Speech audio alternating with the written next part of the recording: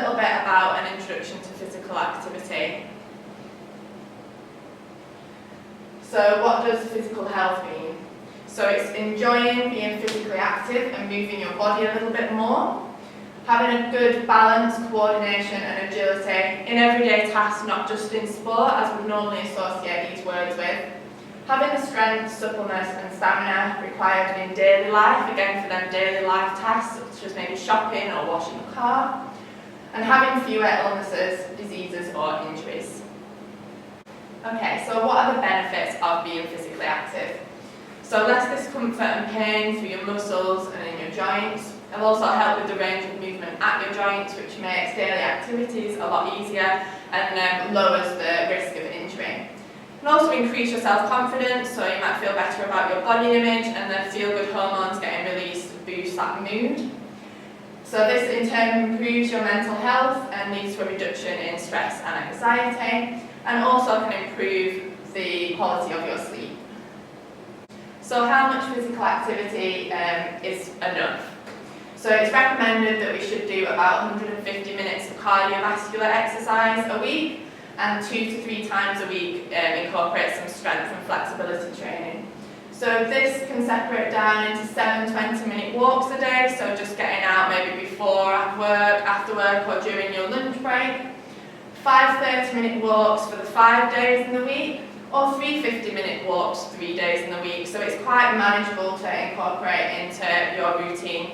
It doesn't have to be walking, so sort of HIIT exercises, cycling, swimming and other really good forms of cardiovascular exercise. And in terms of flexibility and strength, yoga is a really good exercise class that you could practice that links in them. Strength-wise, carrying maybe some heavy shopping bags, doing some decorating or DIY or gardening or other sort of daily life tasks that you can use for this. So how can you realistically fit this physical activity in? So the first thing to think about is consider your current commitments, the things you actually have to do and you can't sacrifice to do this exercise. How much time do you actually have to offer to it? Also consider when you're eating and are you eating well. So have you got the energy in your body to do the activity you're planning, but also have you given your body the time to digest what you're eating so you're feeling prepared for this exercise. Also making sure you have some rest time planned into your schedule is really important for that body's recovery and your muscle recovery. So think about how you can fit this around your work, your family life and your you time. So it's important to keep up with your hobbies that you enjoy and don't sacrifice all of these for exercise. So what types of physical activity is right for you? Basically anything that you enjoy. So there's a selection here such as walking, Pilates, yoga, running, HIIT, lots of different types of classes out there. These at the moment are virtual and face-to-face. There's loads of resources now online that you can turn to. So if you feel a bit uncomfortable attending maybe a gym or an exercise class, you can do it from the comfort of your own home, and it might even save you some travel time.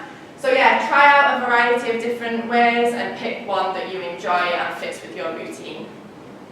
Thanks for listening to this short video on physical activity. Hopefully it's given you a few ideas on how you can incorporate a bit more activity into your lifestyle.